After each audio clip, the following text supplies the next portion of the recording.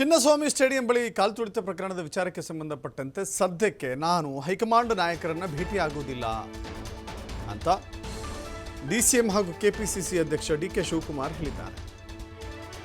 ನಾನು ನಾಯಕರನ್ನ ಭೇಟಿ ಆಗಲ್ಲ, ಯಾಕಂದ್ರೆ ಮತ್ತೆ ಹೋಗ್ತೇನೆ. ನಾನು ಆಗ ವರಿಷ್ಠರನ್ನ ಬೇಕಾದ್ರೆ ಭೇಟಿ ಮಾಡ್ತೇನೆ. ದೆಹಲಿಗೆ ತೆರಳುವ ಮುನ್ನ ಡಿಸಿಎಂ ಡಿಕೆ ಶಿವಕುಮಾರ್ ಹೇಳಿಕೆಯನ್ನು ಕೊಟ್ಟಿದ್ದಾರೆ. ದೆಹಲಿಯಲ್ಲಿ ಟೌನ್ ಪ್ಲಾನಿಂಗ್ ವಿಚಾರದ ಬಗ್ಗೆ ಸಭೆ ಇದೆ, ಅದಕ್ಕಾಗಿ ದೆಹಲಿಗೆ ಹೋಗ್ತಾ ಇದ್ದೇನೆ.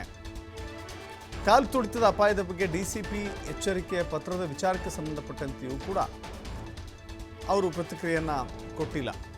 ಅದನ್ನು ಗೃಹ ಸಚಿವ ಡಾಕ್ಟರ್ ಜಿ ಪರಮೇಶ್ವರ ಬಳಿ ಕೇಳಿ ಅಂತ ಹೇಳಿದ್ದಾರೆ.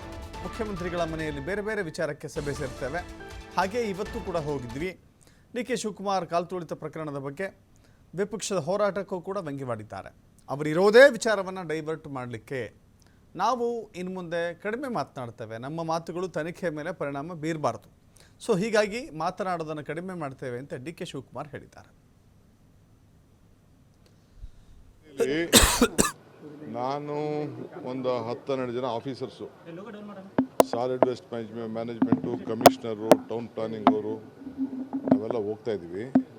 ಅವ್ರದ್ದೇ ಆದಂಥ ಒಂದು ಪಾಲಿಸಿ ಇದೆ ಟೌನ್ ಪ್ಲಾನಿಂಗ್ ಬಗ್ಗೆ, ಅದನ್ನು ಕೂಡ ಸ್ಟಡಿ ಮಾಡೋಣ ಅಂಥೇಳಿ ನಾವೆಲ್ಲ ಹೋಗ್ತಾ ಇದ್ದೀವಿ. ನಾಳೆ ಹೋಗಿ ನಾಳೆ ಸಾಯಂಕಾಲ ವಾಪಸ್ ಬರ್ತೀವಿ. ಈ ಸದ್ಯಕ್ಕೆ ಇಲ್ಲ, ನಾನು ತಿರ್ಗಿ 18ನೇ ತಾರೀಕು ನನಗೆ ಟೈಮ್ ಸಿಕ್ಕಿದ್ರೆ ನಾನು ಖಂಡಿತ ಭೇಟಿ ಮಾಡ್ತೀನಿ, ಟೈಮ್ ಸಿಕ್ಕಿದ್ರೆ. ಸೊ ನಾನು ಈಗ ಏಕೆಂದರೆ ಕಮಿಷನ್ ಶುರು ಆಗಿದೆ, ನಾವು ಕಡಿಮೆ ಮಾಡೋದು ಭಾಳ ಉತ್ತಮ, ಕಡಿಮೆ ಮಾತಾಡೋದು ಭಾಳ ಉತ್ತಮ.